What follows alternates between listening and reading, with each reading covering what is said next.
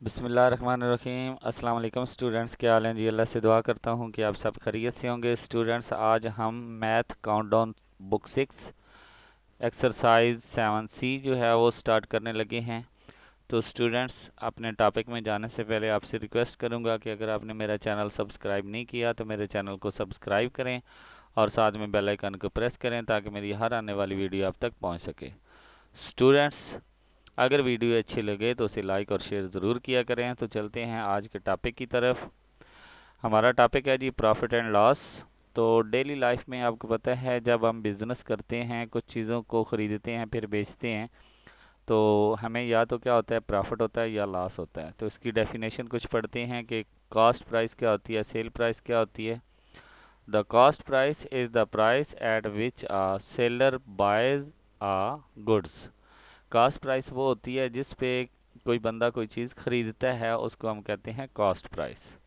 Selling price is the price at which a seller sells the goods to a customer. जब वो अपनी खरीदी हुई चीज़ आगे किसी कस्टमर को बेच देता है तो उसको हम सेलिंग प्राइस कहते हैं। हमें प्रॉफिट और लॉस का कैसे पता चलता है? जब हम सेलिंग प्राइस और कॉस्ट प्राइस में डिफरेंट फाइंड करते हैं तो उसको उसमें से हमें पता चलता है कि हमें लॉस हुआ है या प्रॉफिट हुआ है। अब बात करेंगे कि हमें लॉस कब होगा और प्रॉफिट कब होगा। तो जब हमारे पास the seller make a profit, profit तब होगा if the selling price is greater than the cost price. अगर जो सेलिंग प्राइस है वो कॉस्ट प्राइस से ज़्यादा होगी तो हमें प्रॉफिट होगा। मींस कि अगर हमने एक चीज़ 100 रुपये की खरीदी थी, 110 रुपये की बेच दी, तो इसमें सेलिंग प्राइस ज़्यादा है और कॉस्ट प्राइस कम है, तो हमें प्रॉफिट होगा। इसके बाद वो कहते हैं कि seller make a loss if the selling price is less than the cost price. अगर जो सेलिंग प्राइस है वो लेस हो जाए कॉस्ट प्राइस से तो फिर हम कह देते हैं कि हमें लॉस हुआ है। फॉर एग्जांपल, वही चीज़ जो हमने 100 रुपये की खरीद कर 110 रुपये की बेची थी, अगर वो 100 रुपये की खरीद कर हम 90 रुपीज़ की बेच देते हैं, 90 रुपये की बेच देते हैं, तो हमें क्या होगा? लॉस होगा। तो इसके बाद हमारे पास कुछ इसके फार्मूले हैं जो कि मैंने अपने पेज पे जो हैं वो लिखे हुए हैं। उन फार्मूलों के बाद हमारे पास एक्सरसाइज आ जाएगी। एक्सरसाइज को हम सॉल्व करेंगे। ये बहुत से आपकी बुक पे जो फार्मूले दिए हुए हैं वो मौजूद हैं। आप इन फार्मूलों को इंडिकेट कर लें। ये जो आपके पास एक टेबल दिया हुआ है ये भी फार्मूलों का है, ठीक है। इसके बाद यहाँ पे कुछ और फार्मूले दिए हुए हैं, ये भी आपके फार्मूले दिए हुए हैं, ठीक है जी। इसके अलावा ये भी फार्मूले, ये एग्जाम्पल की हुई हैं, और यहाँ पे कुछ और फार्मूले भी जो हैं वो दिए हुए हैं, ये वाले, ठीक है, ये एग्जाम्पल की हुई हैं। इसके बाद हमारे पास आ जाती है 7C एक्सरसाइज जो हम स्टार्ट करेंगे।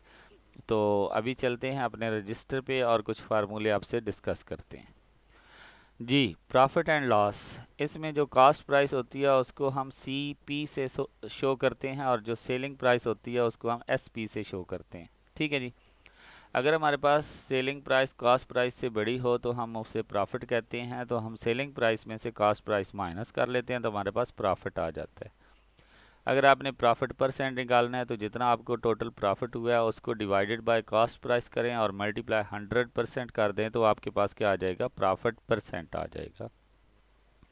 इसी तरह अगर आपके पास जो कॉस्ट प्राइस है वो सेल प्राइस से बड़ी है, यानी कि ज़्यादा है, तो आपको लॉस हुआ है। और लॉस फाइंड करने के लिए आप क्या करेंगे? कॉस्ट प्राइस में से सेल प्राइस को माइनस कर देंगे तो आपके पास क्या आ जाएगा? लॉस आ जाएगा। इसी तरह आपने क्या करना है, उसका जो परसेंट है वो निकालने के लिए लॉस को डिवाइडेड बाय कॉस्ट प्राइस करें और मल्टीप्लाई 100% कर दें तो आपके पास क्या आ जाएगा जी? लॉस परसेंट आ जाएगा। फिर आगे हमारे पास एक और जो है वो चीज़ मौजूद है कि जब आपके पास कॉस्ट प्राइस जो है वो दी हुई हो और प्रॉफिट या लॉस परसेंट में दिया हुआ हो तो आप सेलिंग प्राइस कैसे फाइंड कर सकते हैं? ये आपके पास फार्मूले हैं। 100% plus profit multiply cost price. इस फार्मूले को आप इस तरह भी लिख सकते हैं, 100 प्लस प्रॉफिट डिवाइडेड बाय 100। ये जो 100 आया है ये दोनों का जो परसेंट है उसको कॉमन लेकर हमने लिखा है, ठीक है। यहाँ पे गलती से परसेंट लग गया, ठीक है। और मल्टीप्लाई कॉस्ट परसेंट होगी, ठीक है जी। कॉस्ट प्राइस हमारे पास आ जाएगी। फिर हमारे पास सेल प्राइस निकालने के लिए जब हमें लॉस होगा, ये तो ये जो फार्मूला है ये प्रॉफिट का है। लॉस होगा तो क्या करेंगे, 100% में से लॉस परसेंट को क्या कर देंगे, माइनस कर देंगे और मल्टीप्लाई कॉस्ट प्राइस से ही करेंगे। ठीक है जी। तो इस फार्मूले को भी हम इस शक्ल में लिख सकते हैं। ये जो नीचे 100 आया है ये इनके असल में क्या है, परसेंट को कॉमन लिया था और वो 100 बन गया। ठीक है। इसके बाद अगर हमारे पास सेल प्राइस और प्रॉफिट लॉस मौजूद हो तो हमने कॉस्ट प्राइस निकालनी हो तो ये फार्मूले होंगे। इनमें फ़र्क ये होगा कि ये 100% प्लस प्रॉफिट जो है उन फार्मूलों में क्या था, ऊपर था, और जब आपने कॉस्ट प्राइस निकालनी है तो ये नीचे आ जाएगा। ठीक है, डिनोमिनेटर में आ जाएगा। तो इसको आप लिख सकते हैं sale price divided by 100 plus profit percent, और ये 100 जो है नीचे से जब आप कॉमन लेंगे परसेंट तो ये ऊपर जाकर 100 बन जाएगा। तो ये हमारे पास आ जाएगा 100/100 plus profit multiply sale price. इसी तरह अगर आपके पास लॉस है तो लॉस आप क्या करेंगे, माइनस करेंगे, बाकी सेम वही फार्मूला रहेगा। ओके जी। ये तो चंद फार्मूले थे जो आपको बताए हैं। अभी चलते हैं अपने क्वेश्चन की तरफ। हमारा क्वेश्चन है कि an article is bought for a 300 rupees. एक कोई भी चीज़ है वो 300 रुपये की खरीदी है, एंड सोल्ड फॉर a 315, और 315 रुपये की बेच दी है।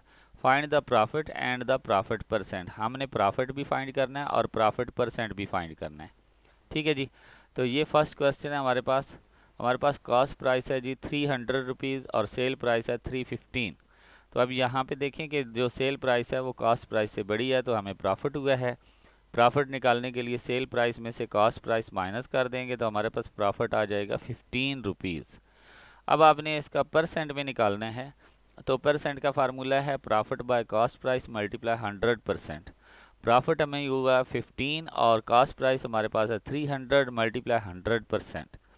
तो ये 100 की दोनों ज़ीरो 300 से कैंसिल हो जाएंगी, पीछे हमारे पास 15/3 रह जाएगा। अब 3 1 ज़ार और 3 5 ज़ार, क्या रह गया हमारे पास, सिर्फ 5 रह गया और परसेंट रह गया, तो ये 5% हमारा आंसर आ जाएगा। ओके जी। नेक्स्ट क्वेश्चन की तरफ बढ़ते हैं। हमारे पास वो कहता है कि an electronic watch is sold for a 840 at the profit of a 90 rupees. Find the cost price and the profit percent. वो कह रहे हैं कि एक घड़ी जो है वो उसने बेची है 860 रुपये की और उसने प्रॉफिट लिया है जी 90 रुपीज़। तो आप बताएं कि उसकी कॉस्ट प्राइस क्या होगी। तो कॉस्ट प्राइस सबसे पहले निकालेंगे, फिर जो प्रॉफिट है वो हम परसेंट में भी निकालेंगे। ठीक है जी। तो बिल्कुल सिंपल सा है। ये हमें सेल प्राइस दी हुई है, प्रॉफिट दिया हुआ है, तो आपको पता है प्रॉफिट का फार्मूला क्या है, sale price minus cost price. ठीक है। इसमें हमारे पास प्रॉफिट की वैल्यू भी मौजूद है, सेल प्राइस की भी वैल्यू मौजूद है, हमने कॉस्ट प्राइस निकालनी है। ठीक है। तो ये प्रॉफिट 90 हुआ है, सेल प्राइस 840 है और जो कॉस्ट प्राइस है वो हमने फाइंड करनी है। तो ये कॉस्ट प्राइस इधर क्या हो रही है, माइनस हो रही है, दूसरी साइड पे आकर क्या हो जाएगी, प्लस हो जाएगी। ठीक है। अब हमने तो कॉस्ट प्राइस निकालनी है तो ये 90 इधर क्या हो रहा है, प्लस हो रहा है, दूसरी साइड पे माइनस हो जाएगा। तो 840 माइनस 90 इज इक्वल टू क्या आ जाएगा, 750। ये हमारे पास कॉस्ट प्राइस आ गई। अब हमने प्रॉफिट परसेंट निकालना है तो प्रॉफिट हमें हुआ है 90 और कॉस्ट प्राइस हमारी आई है 750 और मल्टीप्लाई 100%। तो ये 100 की एक ज़ीरो इससे कैंसिल हो जाएगी, पीछे हमारे पास रह जाएगा 90 मल्टीप्लाई 10, तो ये 900 बन जाएगा और नीचे आ जाएगा 75। जब आप इसको कैंसिल आउट करेंगे 15 पे कैंसिल आउट किया तो 15 5 ज़ार 75 और 15 60 ज़ार 900। फिर 60 बाय हमारे पास क्या आ जाएगा 5, फिर 5 पे कट करेंगे तो हमारे पास 12% आंसर आ जाएगा। ओके जी। नेक्स्ट हमारे पास क्वेश्चन नंबर 3 है। क्वेश्चन नंबर 3 में वो कह रहे हैं there is a loss of a 50 by selling a book 250। वो कह रहे हैं कि हमें लॉस हुआ है 250 रुपये की, हमने जब बुक बेची है तो हमें 50 रुपये लॉस हुआ है। तो आप बताएं कि इसकी कॉस्ट प्राइस क्या थी और इस पे हमें कितना लॉस हुआ है, कितने परसेंट लॉस हुआ है। ठीक है जी। तो ये चीज़ हमने फाइंड करनी है, सेम क्वेश्चन नंबर 2 जैसा है। सेल प्राइस दी हुई है, लॉस दिया हुआ है, तो लॉस वाला फार्मूला लगाएंगे तो यहाँ से हम कॉस्ट प्राइस निकाल लेंगे जैसे हमने पिछले क्वेश्चन में किया। ये 250 इधर क्या हो रहा है, माइनस हो रहा है, दूसरी साइड पे आकर प्लस होगा तो हमारे पास कॉस्ट प्राइस आ जाएगी 300। इसको हम थोड़ा सा ऑर्डर में लिख लेते हैं, cost price is equal to 300। अब हम लॉस जो है वो परसेंट में निकालना चाहते हैं तो loss by cost price multiply 100%। तो लॉस हमें कितना हुआ है 50 रुपीज़ बाय 300 हमारे पास कॉस्ट प्राइस आई है और मल्टीप्लाई 100। तो अब ये देखें ये 100 की दोनों ज़ीरो 300 की दोनों ज़ीरो से कैंसिल आउट हो जाएंगी। पीछे हमारे पास रह जाएगा 50/3। 50/3 को जब आप डिवाइड करेंगे, ये मैंने डिवाइड किया है तो आपके पास पॉइंट में आंसर आ रहा है, तो ये 16.66 आगे चलता रहेगा। तो इसको आप अप्रोक्सीमेट लिख सकते हैं 16.67%। अगर आप इसको फ्रैक्शन में लिखना चाहते हैं तो ये आपके पास 16 कंप्लीट हो जाएगा, आगे पॉइंट लगाने की ज़रूरत नहीं। ये रिमाइंडर जो है ये हम क्या करेंगे ऊपर लिख लेंगे और जो डिनोमिनेटर है वो अपनी जगह पे कायम रहेगा यहाँ पे, और ये 16 हमारा होल बन जाएगा। ठीक है, तो यानी कि 16 होल 2/3 हमारे पास उस प्रॉफिट परसेंट लॉस परसेंट आएगा।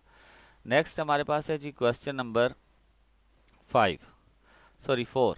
An old book was bought for 1520 and sold for 1444. Find the loss percent. वो कह रहे हैं कि 1520 रुपए की एक बुक ख़रीदी थी उसने और 1444 रुपए की उसने बेच दी है। तो उससे ज़ाहिर सी बात है, चूँकि जो सेल प्राइस है वो कम है, तो हम कह सकते हैं कि उसे लॉस हुआ है। तो वो कह रहा है कि उसे जो लॉस हुआ है वो कितना हुआ है। ठीक है, तो पहले तो हम उसका लॉस निकालेंगे। ठीक है, यानी कि ये हमारे पास कॉस्ट प्राइस आ गई, ये सेल प्राइस आ गई, यहाँ से हम लॉस निकालेंगे। लॉस हमारे पास क्या आ जाएगा, कॉस्ट प्राइस में से सेल प्राइस निकालेंगे तो हमारे पास 76 आ जाएगा। ठीक है जी, अब हम लास्ट जो है वो परसेंट निकालना चाहते हैं, तो last divided by cost price multiply 100%। Value put करेंगे तो हमारे पास कैंसिल आउट करने के बाद क्या आंसर आ जाएगा 5 आ जाएगा। ठीक है, आप इसको कैंसिल आउट अच्छे से कर लेना। नेक्स्ट हमारे पास क्वेश्चन नंबर 5 है, वो कह रहा है कि 10 pens are purchased at the rate of 12.30 each. वो कह रहे हैं कि उसने 10 पेन जो हैं वो ख़रीदे हैं और एक पेन जो है वो 12.30 रुपए का आ रहा है। ठीक है, तो आगे वो कह रहे हैं कि what is the sale price of each. हर एक की सेल प्राइस क्या होगी if there is a total gain of 24। अगर वो तमाम पेन बेच देता है और उसे प्रॉफिट होता है 24 रुपीज़ का, तो आप बताएं कि उसने एक पेन कितने का बेचा था। तो ये हमने बात करनी है, इतना मुश्किल नहीं है। तो सबसे पहले तो ये देखें टोटल पेन हमारे पास कितने हैं 10। तो हम कहेंगे कि cost price of one pen कितना है जी 12.30। तो कॉस्ट प्राइस ऑफ 10 पेन कितना होगा, तो 10 से मल्टीप्लाई कर देंगे तो हमारे पास 123 आंसर आ जाएगा। ठीक है, ये भी हमारे पास 10 पेन की कॉस्ट प्राइस आई है। अब ये हम देखेंगे कि गेन कितना हुआ है, यानी कि प्रॉफिट कितना हुआ है 24 हुआ है, 24 प्रॉफिट हुआ है। तो फिर सेल प्राइस क्या होगी, आपको पता है सेल प्राइस का फार्मूला होता है sale price is equal to cost price plus profit. ठीक है, तो सेल प्राइस निकालने के लिए आप 123 जो कॉस्ट प्राइस है उसमें 24 जो है वो ऐड कर दें तो आपके पास आंसर आ जाएगा 147 रुपीज़। यानी कि उसने वो जितने भी पेन थे 147 रुपीज़ के बेच दिए हैं, 123 रुपये के लिए थे और 147 रुपये के बेच दिए हैं। ठीक है, तो अब उसे प्रॉफिट कितना हुआ था 24 रुपीज़ का। अब हमने देखना है कि हर एक पेन कितने का बेचा था। ठीक है, अब ये देखें कि सेल प्राइस ऑफ 10 पेन कितनी है जी 147 रुपये। एक की निकालनी है तो क्या करेंगे 10 पे डिवाइड कर देंगे, और आपको पता है जब ज़्यादा की वैल्यू हो एक की निकालनी हो, ये हम पीछे यूनिटरी मेथड में पढ़ चुके हैं कि जब ज़्यादा की वैल्यू हो एक की निकालनी हो तो हम डिवाइड करते हैं। ठीक है जी, तो हमने डिवाइड किया तो हमारे पास क्या आंसर आ गया 14.70। ये मैंने साथ में डिवाइड किया हुआ है। ठीक है, इसको आप देख लेना। नेक्स्ट हमारे पास क्वेश्चन नंबर 6 है। इंशाल्लाह आज के लेक्चर में हम 6 क्वेश्चन करेंगे, नेक्स्ट हम बाकी जो इसके 6 क्वेश्चन होंगे उनको भी करेंगे। तो चलते हैं जी क्वेश्चन नंबर 6 पे। वो कहता है कि if 30% is lost by selling a sofa set 980 rupees. वो कहते हैं कि अगर 980 रुपये का जो है वो सोफ़ा सेट बेचें तो हमें 30% लॉस होता है। तो आप बताएं कि हम उसे कितने का बेचें कि हमें 10 रुपये जो है वो इजाफा भी हो जाए, यानी कि प्रॉफिट भी हो जाए। ठीक है, तो वो कह रहे हैं कि जी सबसे पहले लॉस 30% हुआ है, सेल प्राइस 980 रुपीज़ मौजूद है। तो आपने सबसे पहले तो कॉस्ट प्राइस निकालनी है, और कॉस्ट प्राइस का जो हमने फार्मूले डिस्कस किए हैं थोड़े से ज़रा अगर आप देखें ये फार्मूले जो हमने ये वाले डिस्कस किए हैं, ये वाले और ये वाले, तो इन फार्मूलों को जब हम यूज़ करेंगे तो हमारे पास ये आंसर आसानी से आ जाएगा। इतना मुश्किल नहीं है। आप किसी और मेथड से करेंगे तो आपको मुश्किल लगेगा।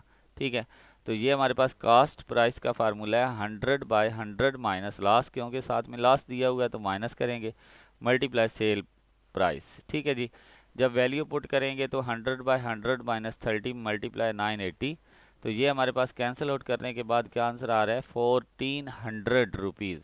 यानी कि वो जो पेन थे या जो भी चीज़ थी उसने कितने की ख़रीदी हुई थी, 1400 रुपये की, और बेची कितने की थी, 980 रुपये की, तो उसे 30 रुपये लॉस हुआ था।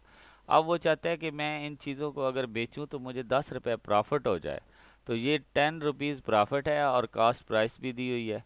तो आपको पता है सेल प्राइस निकालनी है, तो हमारे पास फार्मूला है 100 plus profit divided by 100 multiply cost price. ठीक है, तो ये हमारे पास आ जाएगा, प्रॉफिट हमें कितना चाहिए जी 10 डिवाइडेड बाय 100 मल्टीप्लाई 1400। तो ये 100 की दोनों ज़ीरो इससे कैंसिल हो जाएंगी, 14 रह जाएगा, और इधर 100 प्लस 10 क्या बन जाएगा 110। 110 मल्टीप्लाई 14 करेंगे तो हमारे पास क्या आंसर आ जाएगा 1540 रुपीज़। यानी कि अगर वो 1540 रुपये की बेचता है, वो सोफ़ा बेचता है, तो उसे कितना प्रॉफिट होगा, 10% प्रॉफिट होगा। तो स्टूडेंट इसी के साथ जो है वो हमारा आज का लेक्चर ख़त्म हुआ है। इंशाल्लाह नेक्स्ट लेक्चर में हम इस एक्सरसाइज को कंप्लीट कर देंगे। तब तक के लिए इजाज़त दें, अल्लाह हाफिज़।